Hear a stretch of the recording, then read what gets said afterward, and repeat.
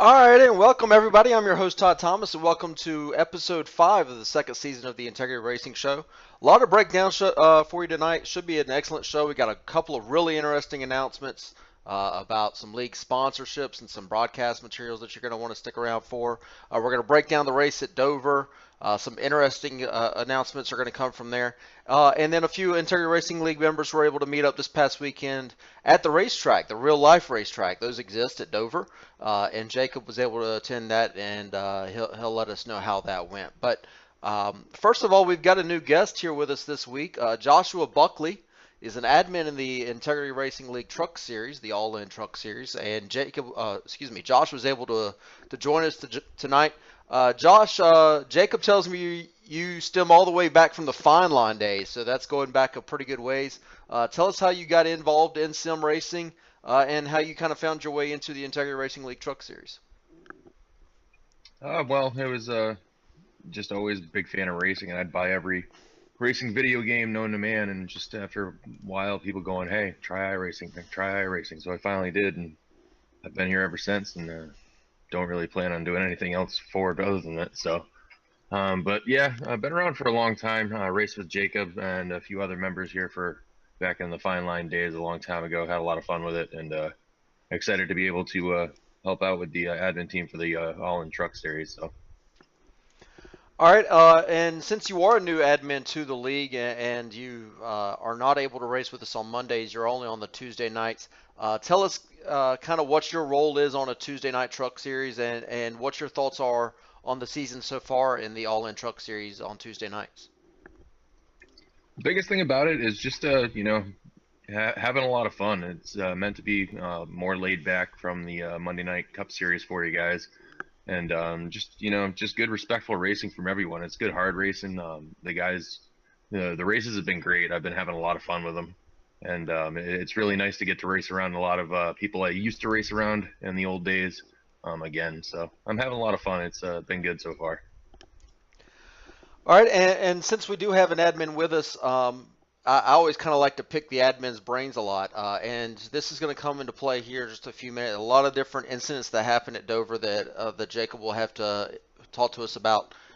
From an admin perspective yourself, what does that process look like whenever there's a decision that needs to be made?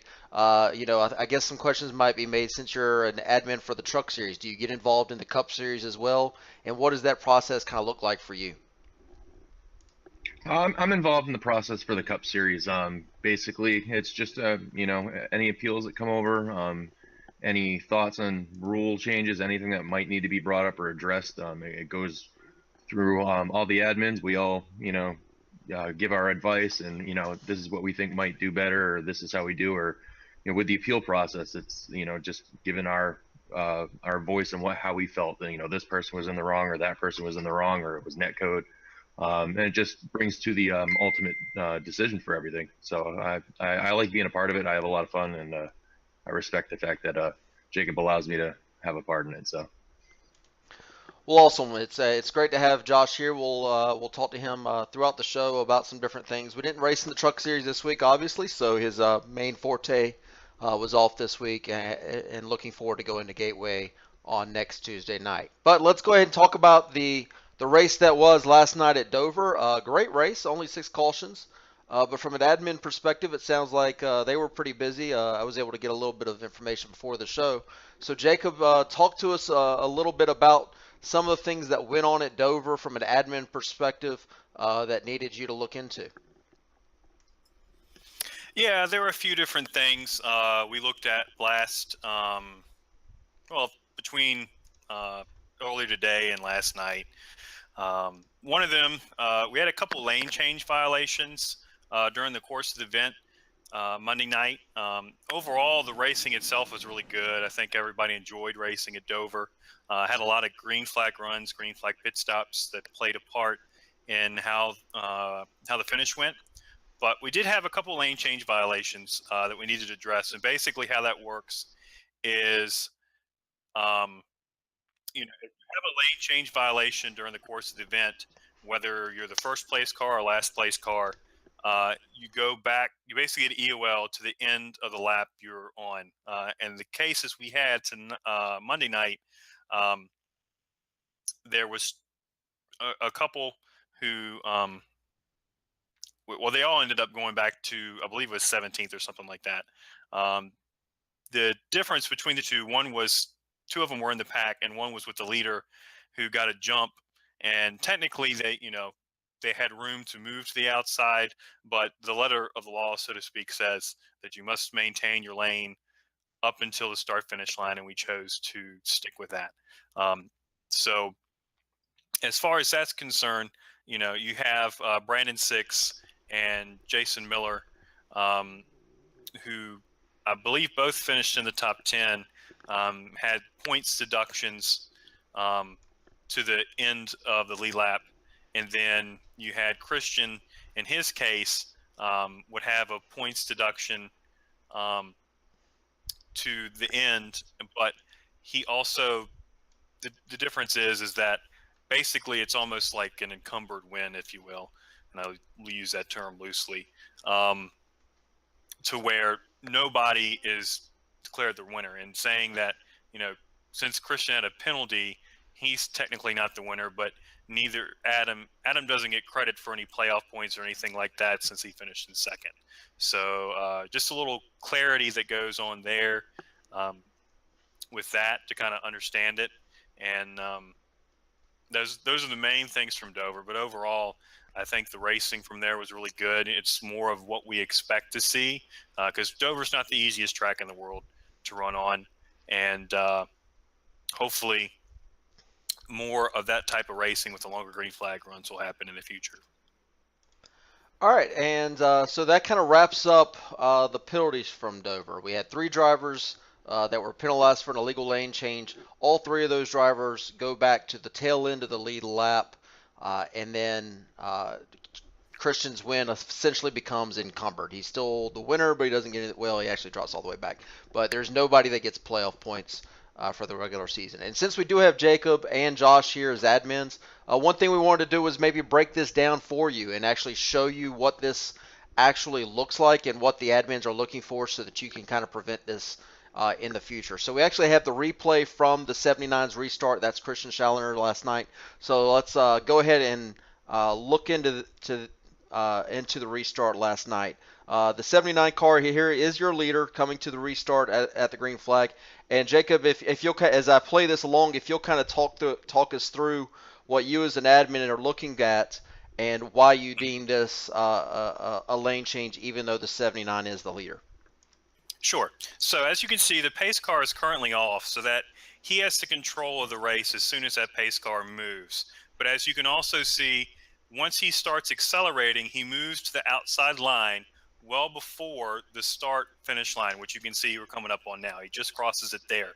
So regardless of whether you're leading the race or whether you're 33rd, you cannot change lanes. Okay. So basically you see him coming off of 4 here, and you see him moving up across the top lane before the start finish line. So the rule itself is really simple in terms of what we're looking for. I think in Christian's case, we had to take into consideration, usually that rule is meant or applied more often when a car is cutting across into another lane of traffic to blocks, well, not necessarily block, but to get in front of somebody else, to kind of hold a position or to get in line for the corner. In this case, it was a little different because Christian got so far ahead that there wasn't really any gain that he achieved by doing that. But by the same token, as we mentioned to the letter of the law, it was a violation, and that's how we ruled it in this instance, and we'll continue to rule it in the future. All right, so that's the ruling there from the owner of the league. Josh, I'm actually going to give you a chance to share your perspective on it, but since you're not the owner of the league, you have to watch the replay in the 8-bit VHS tape format instead, with no color. Yes, I got a new toy to play with on iRacing today, and I'm going to use it. So as an admin, you had some input on this as well. I know Jacob has given us your thoughts, but the 79 here in his restarts, if you'll share with us kind of what you were looking at as an admin as well. Honestly, it's pretty much I mean, it's the same thing. You're just looking to, you got to, stay committed to the line till just before or till the start finish line. Any violation of that, it doesn't matter what position you are in. You could be the last car. I mean, a rule's a rule. It's there for a reason, and just got to follow it. It's just as black and white as that. So. All right, so that's the admin perspective from the three restart penalties that we had at Dover. So now let's go ahead and transition to a little bit more nuts and bolts and look at the results last night from Dover. Christian Schallner is not the winner. Nobody's the winner. And so that's nobody gets to celebrate, and there will be no de Blasio Chronicle edition tomorrow night, it sounds like. Adam de Blasio finishes officially, I guess, second. And then I had a good run, was able to pit for tires there at the last stop and was able to get a couple of laps. Would have liked a few more, but I come in at third. Brandon Six officially is going to finish back at the end of the field. So I guess officially Andrew Fayesh gets credit for fourth place. And then Joe Slamma in his first race back officially finishes I guess he officially finishes fourth. This screws up the whole process. So Adam Blasio second, Todd Thomas third, Andrew Fayesh fourth, Joe Slamma fifth, I guess exactly rounds out the top five. James Hudson finishes sixth, Brandon Kirkman seventh. Jacob Fife falls back to eighth on the last restart in the Wendy's Mobile. Jason K. Miller finishes ninth, and then Josh Campbell 10th. So to clean it up a little bit for us here, Jacob, a good race that you were able to take part in last night. Only 6 cautions. We hit on that earlier. Throughout the year, we've had a lot of races where we've had a ton of incidents at the start and then gotten cleaner, and this was actually pretty much the whole race was a pretty clean race. Yeah, it definitely was a lot more to what we expect from both series, really, but especially from our Cup Series. You were able to see a lot of green flag racing. I loved how the track was able to come in and give you different lines throughout the course of the race and give you options. And I think that's what we're all looking for when we come out to race. So that was great to see. Green flag pit stops, differing pit strategies. I had a top 5 going. I was liking the strategy I was on. I was very hopeful that I would be able to hang on to it, but I got a caution there, I think, with I want to say 11 to go or something like that, and then another one really late that kind of put me in a bad position. I kind of knew that most of the field would be coming in behind me, but I was hoping for caution quicker than it happened. So that's just how it rolls sometimes. Still a good finish. Was able to put myself in a good position to run up front, and I'll take it and run with it, especially given the past few weeks where I've been caught up in a couple different things. So definitely good run for the league as a whole. So I'm definitely happy about that. Absolutely. I want to echo those sentiments. A great run for the league. It was great to see us get some green flag racing there at Dover. Josh, you're not able to race on Monday nights because you take part in another league. Tell us about we're going to have some healthy competition here. Tell us about the league that you run on Monday nights. Yeah, so the whole reason I don't join these guys on Monday nights, I've been prior commitments with a league called Red Light Racing. Same fixed setup league we run on Monday nights. Keep it simple. It's about having fun and just being respectful and clean driving. We've been doing it for about 3 or 4 years now, I believe, and it's been a lot of fun. Getting a lot of new faces lately too. So we don't have the fields that Integrity has, but we're working there. It'll get there. All right, so let's go ahead and look at the updated chase grid after the race at Dover and kind of put Dover to bed a little bit. Here's your updated chase grid. Brad Patton maintains that playoff points lead he'll have with his 2 victories. Adam de Blasio, myself, Guillermo Alvarez, Michael Doyle, and Brendan Kohler all tied with 1 victory heading into the playoffs, unless we can grab a couple more. Cody Smith keeps having a kind of a I say this with all respect to Cody, and he knows I love him. A pretty boring season, to be honest with you. He's always around the top 10, hardly has any problems, and just keeps racking up points. Brandon Kirkman's 8th, kind of the same way. He's always around the top 10. Josh Campbell up in 9th. Jay Heisman is weighing his way to a top 10 finish in the point standings right now. Jacob Fife 11th. Christopher Schistler 12th, a good run for him until he had a late race penalty. James Hudson in 13th. Greg Trigo, probably the biggest surprise on this list, and I think he would even say so, up there in 14th, just keeping his car clean. Alan Pajari, kind of the same way, keeps his car clean every night. He's currently in the chase in 15th. Eric de Blasio with an unfortunate Nimhammer, suspended for Dover in iRacing, so he's dropped to 16th and on the bubble, in a tie with Kent Wetherill for that final playoff spot. Caleb Eisenhower's got a lot of speed, has missed a few races. He's in 18th.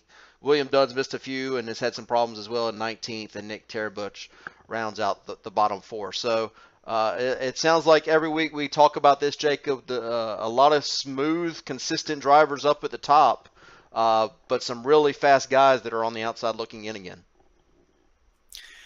Yeah, we go through this every year, it seems like, and usually, like last year, I find myself on the right side of the page, and the space of positions shrinking.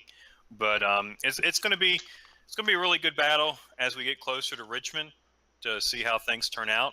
I think you have a couple different guys, like you mentioned, with the chase grid that are up there that weren't up there last year. Brandon Kirkman, my teammate, is a good example of that. He's run really well. Had another top 5 or close to top 5 last night. To be able to, put him in chase contention, which he wasn't last year at this time. Heishman weighing it as always, and that works, to be perfectly honest. I think Kent's another good example of that. It doesn't take ultimate speed all the time to get you into the chase and get you in position. It just takes being consistent, knowing your limits, and being able to work within them and staying out of trouble, which I'm attempting to do. Some days are good, some days aren't, as far as that's concerned. But you'll take them as you get them, and hopefully the next few weeks I do have some good tracks coming up, so hopefully I'll be able to kind of improve on that points gap from 16th. All right, so we haven't updated everybody on the Rookie of the Year and the Team Challenge lately. So let's go ahead and update everybody on the Rookie of the Year standings as we pull that up here, and I'll try to zoom in so that it's nice and big for everybody looking at home. Brad Padden is one of the faster guys in the league. It's hard to kind of look at him as a rookie, but in this league he is a rookie, so he's currently the leader of the rookie point standings. Nick Terbuch has been very, very fast this year and is nipping right on his heels at only 9 points back. Brandon Coppinger, even after serving a suspension last week, I believe, is in third, 17 points back. Caleb Eisenhower's got a lot of speed in fourth. David Rattler, I think, has only taken part in 8 of the 12 races so far. You see that. He's 29 points back. And then you've got a couple of fast drivers there. So, Jacob, you've been around the league for a while. I venture to say that this is maybe the fastest group of rookies we've had in the Interior Racing League in a while. I would say so. I think, especially on the back of last year, where Adam kind of ran away with things, I would have to agree. And that's no disrespect to the others who were rookie contenders last year. But you have a lot of fast guys who have the potential to win on a week-to-week basis. When you take the likes of Patton, Brandon Six, I believe, had a top 5 this past week, but hasn't had the same amount of races as Patton. Eisenhower obviously runs really well on a week-to-week basis and has the potential to win. So it'll be very competitive as we go through the rest of the season, as the Rookie of the Year is a season-long challenge, and it counts your best 17 finishes. So a lot to go, a lot can happen, and I think a few guys who may be a little bit further down with less starts will also creep up into the mix, and they'll be able to show, what they have as far as competing for that prize. All right, so let's talk about something we haven't discussed, is the Clean Driver Award. We talked about the Heisman Way a lot and staying in the back and keeping the car clean. I know that Heisman always wants to run for the Clean Driver Award. So let's go ahead and update everybody on where we stand so far in the season. Greg Trigo, if you're unaware with the standings here, it's based on laps per incident. Greg Trigo is actually your leader currently in the Clean Driver with 11 starts. Kent Wetherill is second. Clint's the defending champion of the Clean Driver Award, is currently about 3 laps behind. Greg for the top spot. Jay Heisman is Heisman way his way to third. Guillermo Alvarez is fourth. Jacob 5, how about that, is in fifth. Alan Pajari sixth. Matt Busa seventh. Andrew Fash eighth. Cody Smith ninth. Brandon Kirkman 10th. And then Adam Blasio rounds out the first page there. Something I look at whenever I look at this is, with the exception of Busa and Fayash, who are ineligible, every single driver on the clean driver rating right now, irregardless of speed, would be in the playoffs if they started today. So I think that's going to highlight to everyone out there that if you keep your car clean, good things are going to happen to you. So all you have to look at is guys that I think would even own up to the fact that they're maybe not the fastest guys out there in Greg Trigo and Kent Wetherill, just by a byproduct of keeping their car clean, are currently in the chase. So it should be interesting to see how that plays out. Jacob, you were able to you have some thoughts on that, Jacob? Yeah, I think you make a great point as far as the Clean Driver Award goes. I think you see guys who are up there who, obviously stay clean, stay out of the way. They're patient. You don't see them. I think another point to that is all the guys up there, I don't think one of them has a caution yet. If they do, it's only one. So that's also, a good way to stay out of trouble, not run into issues where you're missing races because of suspensions from caution count or things like that.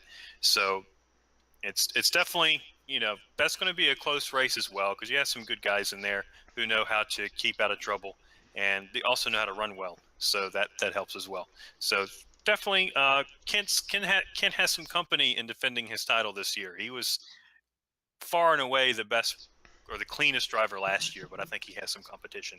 So that'll be good to see how that plays out as we move forward. All right, so this past weekend, a few drivers from the Integrity Racing League were able to meet up at Dover Raceway and attend some races this past weekend at Dover.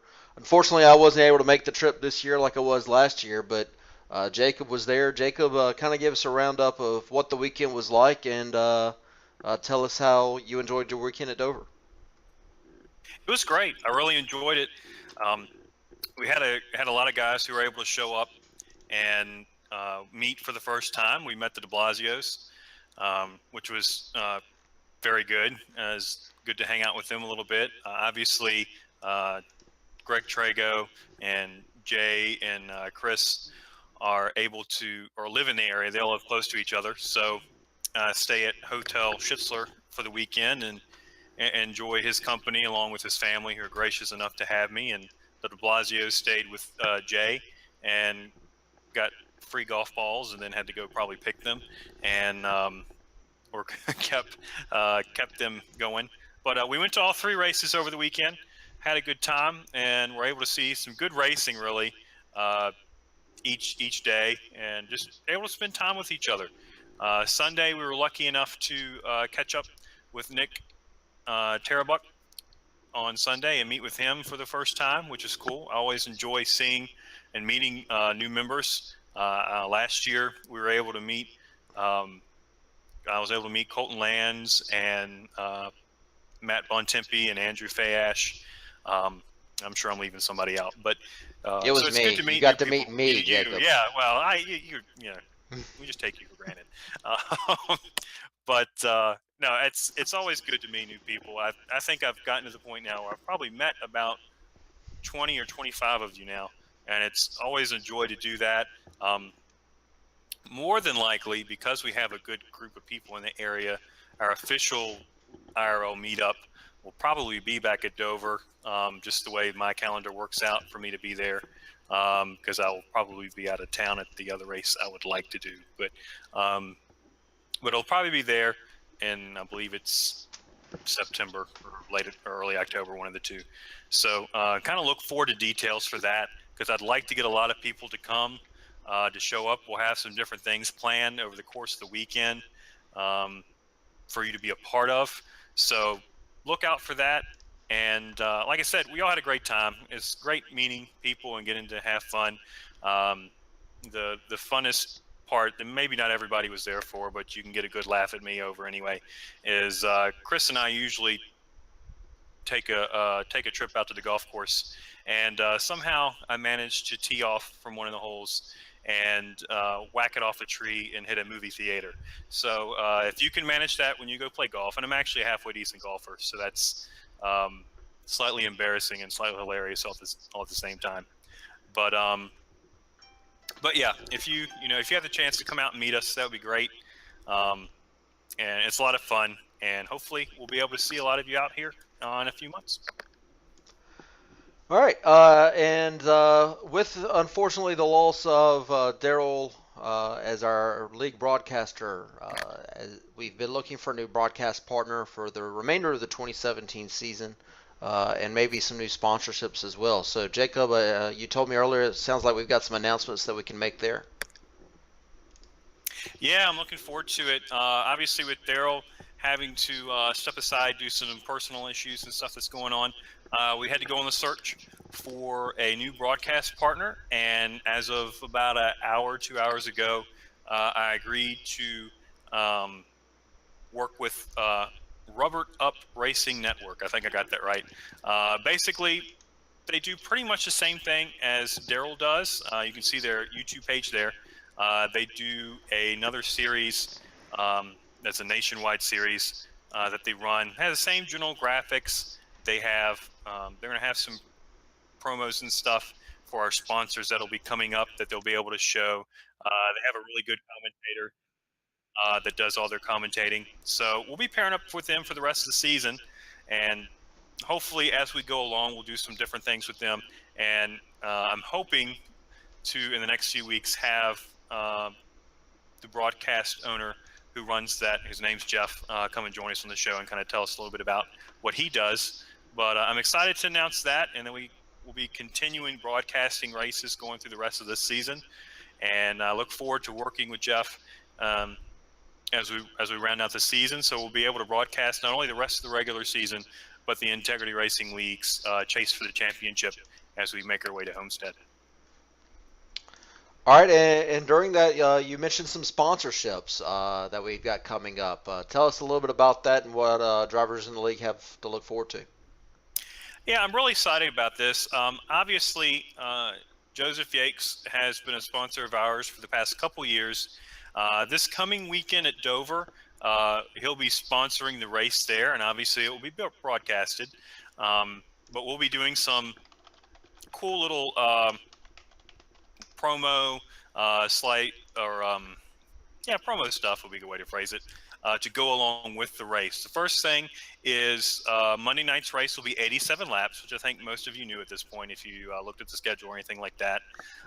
The other thing that we're going to be doing for this race is if you run a Yakes 87 car, which means you either have the logo on your car as the main logo and you can create your own paint, or we can provide a TGA paint for you to put on trading paints and run at your car Monday night. You'll have the opportunity to earn $10. So basically what we'll do is the highest finishing driver who has created a paint with the Yakes 87 logo, which we'll provide for you on Facebook here after the show, or the Yakes 87 paint scheme that's already created, whoever finishes highest with that scheme will get the $10. So it's a cool little deal. And obviously be sure to check out Yakes 87 and his YouTube page. I've subscribed there, and so has the league.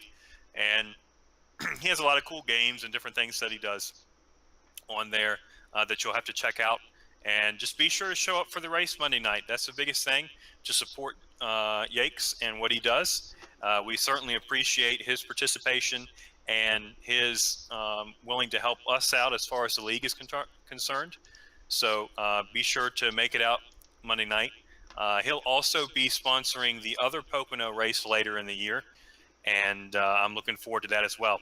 So the other announcement as far as sponsors are concerned, that's at least coming up sooner than later, is Alan Roll has sponsored both of the road course races, which will which will be fun. He has recruited Papa Fife to come up with the names for the races, which Papa Fife is having way too much fun working on that as we speak. We were tossing back and forth names on the way home from work today, and it will be it'll be different, needless to say. But we're gonna have fun with it. It's just to have some fun. Alan's nice enough to provide some cash to help the league do its functions, and we're going to have a little fun with it. So I want to thank him for sponsoring those 2 road course races. And obviously, if you'd like to sponsor a race, please feel to get in contact with me. They'll be broadcasted. We can do a fun little promo or a little, side deal to go with the race. If you'd like to get involved, please contact me. And just like I said, thank you to all those who helped the league.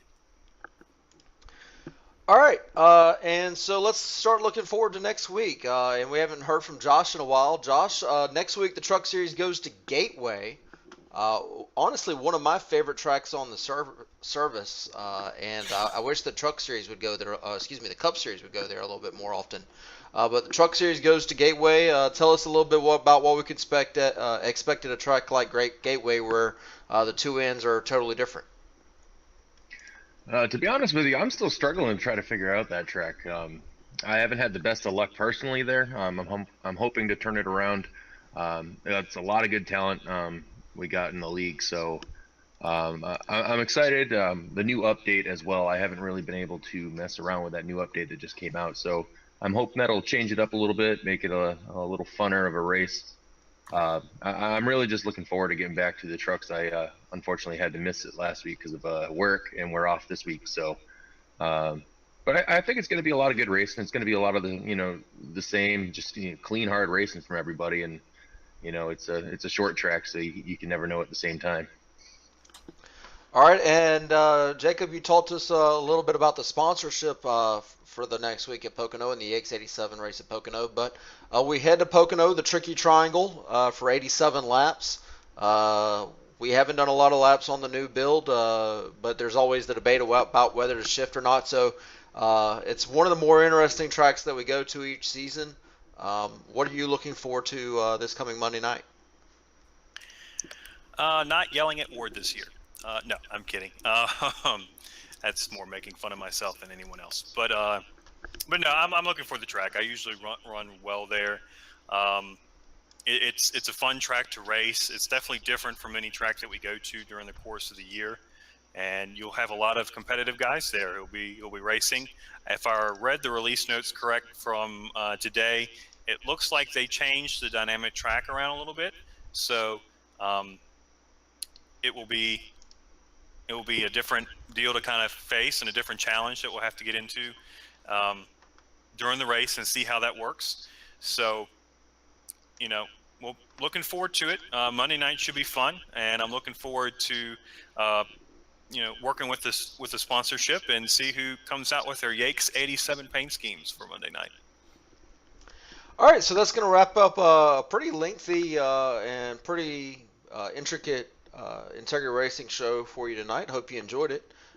Next week, Monday night, we go to Pocono, like we just discussed. Then the trucks are going to go to Gateway, and then we'll be here for episode 6 of the second season, immediately after the Truck Series on Tuesday night. So we hope to see you there, and we wish everybody a good week.